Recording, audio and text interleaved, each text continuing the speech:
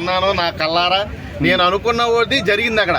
Abhay Naveen chief కింద unfit అన్నాను, unfit అని బిగ్ బాస్ చెప్పాడు, తీసేసాడు కూడా. అలా మాట్లాడడం కరెక్టా బ్రో? చాలా రాంగ్ బాస్. ఇంతవరకు ఏ బిగ్ బాస్ సీజన్ లో కూడా అభయ్ నవీన్ లాగా ఎవడో కూడా బిగ్ బాస్ ని తిట్లా.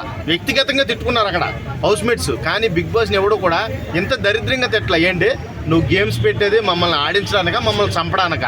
ఏంటి నువ్వు బిగ్ బాస్ వేస్టా? నీకు బుర్ర లేదా? ఇన్ని మాటలు మాట్లాడతావు నువ్వు. అసలు నువ్వు బిగ్ బాస్ ని ఆ రకంగా తిడితే నిన్ను చీఫ్ కింద ఎలాగా అనుకున్నాను? లాస్ట్ ఇయర్ మన శివాజీ గారు ఉన్నారు కదా, ఆయన మాదిరిగా అవ్వాలని ట్రై చేస్తున్నట్టు. లేదు, శివాజీ చాలా బెటర్ దాను అబ్బాయి మీద. చాలా అంటే చాలా. ఎందుకంటే చాలా మంచిగా ఆడేవాడు శివాజీ. ఎప్పుడు గేమ్ వరకే ఆడేవాడు, కానీ వ్యక్తిగతంగానో లేకపోతే బిగ్ బాస్నో కనబడిన బిగ్ బాస్నో తిట్టేవాడు కాదు. అలాంటి గేమ్ అసలు ఎప్పుడు ఆడలేదు. అది కరెక్ట్ కాదు. అభయ్ చేసింది 100% తప్పు.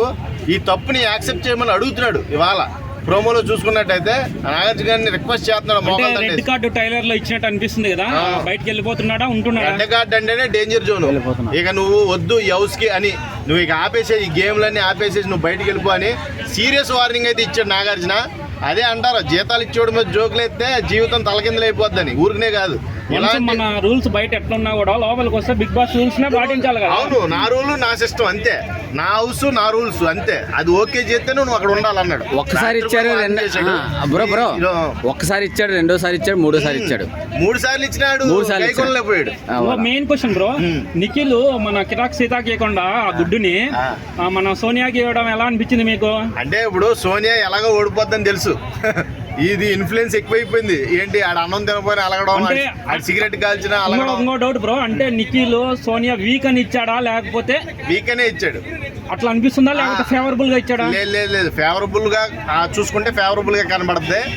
అక్కడ ఇతనితో పోటీ పడలేదని తెలిసి కూడా ఇచ్చాడు. ఖచ్చితంగా చీఫ్ అయ్యే అవకాశం లేదు సోనియాకి, కానీ ఆ గుడ్డు ముందు ఇచ్చేసాడు అనుకో కొంచెం హ్యాపీగా ఫీల్ అవుతుందిగా. బెండ్ అవ్వడం అనేది అమ్మాయి చాలా బాగా ఆడుతుంది యాక్చువల్ గా, కానీ ఆడలేకపోయిందామా, గివ్ అప్ ఇచ్చేసింది. అంటే అది ఎలా అంటే బ్యాలెన్స్డ్ గా ఆడాలి. అది ఏంటి, నిదానమే ప్రధానం. ఆ గేమ్ పేరు నిదానంగా బెండే ఆడాలి. ఏమేమో ఒంటిలాగా పైకెత్తా ఉంటే అవి కింద పడిపోతా ఉన్నాయి బాల్.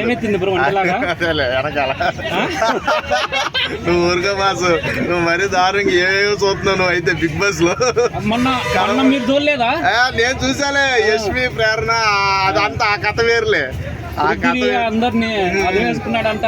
అవును, అమ్మో ఈడు మణికంఠుడు మామూలుగా లేదు. రసికరాజాడు మామూలు ఇప్పుడున్న సీజన్ లో మామూలుగా ఫ్లడ్ చేయట్లేదు తెలుసా. ప్రతి ఒక్కరిని హగ్గులు కిస్సులు. ఆడేందో వాడు కాటరాజులాగా ఉన్నాడు. మన అబ్బాయి కాకుండా ఇంకెవరికి వార్నింగ్ ఇస్తారని అనుకుంటున్నారు ఈ రోజు నాగార్జున గారు? ఈ రోజు యశ్మి ప్రేరణకు కూడా ఉంటుంది బూస్ట్. ఎందుకంటే కొంచెం టంగ్ స్లిప్ అయిపోయారు గేమ్ వైజ్ కాబట్టి వాళ్ళకి పెద్ద ఎక్కువ అంటే మన ఇప్పుడు అగ్రెసివ్నెస్ ఇప్పుడు పృథ్వీకి కూడా ఉంటుంది, యశ్మికి ఉంటుంది, ప్రేరణకు ఉంటుంది. ఎందుకంటే పోరాయే ఎంపికుండా పిక్కురా, ఏం చేసుకుంటే చేసుకోవే, ఈ టైప్ ఆఫ్ ఆర్గ్యుమెంట్స్ ఉన్నాయి కాబట్టి జస్ట్ వార్న్ చేసి వదిలేస్తాడు. అబ్బాయిది మరీ టూ మచ్. ఆ మనుషుల్ని తిట్లా, అక్కడ ప్రతి ఒక్కరిని బిగ్ బాస్ని తిట్టాడు. బిగ్ బాస్ మైండ్ లేదంట. నీ అమ్మ బిగ్ బాస్ మైండ్ లేకపోతే ఎలా ఉంటావు నువ్వు? బయట బిగ్ బాస్ బయాస్డ్ అంట. బిగ్ బాస్ బయాస్డ్ ఇలాంటి వైఫ్ అది కాదు మెయిన్, వాళ్ళ వైఫ్ పెట్టిందేమో పాయింట్. అది కూడా ఉంది. ఏంటి బిగ్ బాస్ ని చిరాకు పెట్టిస్తుంది వాళ్ళ వైఫ్. అనడం కరెక్ట్ గానీ, ఎందుకంటే ఇన్వాల్వ్మెంట్ బిగ్ బాస్ ఉంది కాబట్టి వాళ్ళ వైఫ్ అనడం తప్ప. అయ్యో, కనపడిన దేవుడిని పూజించడమే పెద్ద గొప్పరా. అంటే నువ్వు కనపడిన పిల్లాన్ని కూడా పూజించేలా ఉన్నావు. నీకు దండం సామి. లాగారు కదా ఓకే.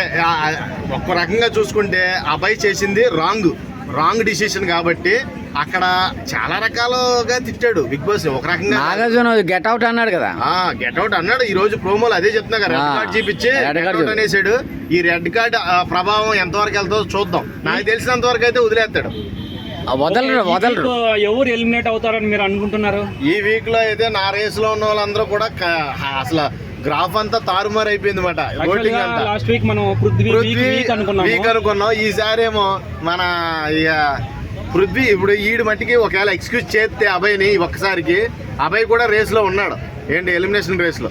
కాబట్టి ఆ ఎలిమినేషన్ ఫాలోయింగ్ బాగానే ఉంది కదా అబ్బాయికి. ఓకే, చూద్దాం. అది కూడా అందులోకి ఇప్పుడు నాగార్జున గారు ఫైర్ అవుతున్నాడు కాబట్టి అక్కడ ఉండే ఛాన్సెస్ తక్కువ ఉన్నాయి. ఇప్పుడు టైలర్ లో చూపించింది ఏది కూడా మనకు జరగదు యాక్చువల్ గా. ఓకే జరగదు. హైప్ క్రియేట్ చేయడానికి కూడా అవ్వచ్చు. అవ్వచ్చు వన్ వర్డ్ ఏంటంటే అక్కడ ఎక్స్క్యూజ్ అడిగినా కానీ నాది ఫైనల్ డిసిషన్ అని చెప్పడం కొంచెం అనుమానంగానే ఉంది. ఇప్పుడు అక్కడ హైప్ క్రియేట్ చేయడానికి ట్రైల్ పెడతారు, నేను కాదన్నాం.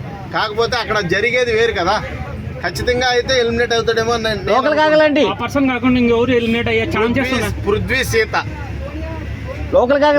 వీళ్ళిద్దరు ఎవరైనా అవ్వచ్చు. ఓకే బ్రో, ఇప్పుడు ఉన్నంత వరకు కంటెస్టెంట్ లో ఎవరు టాప్ లో ఉన్నారని మీకు అనిపిస్తుంది బ్రో? నిఖిల్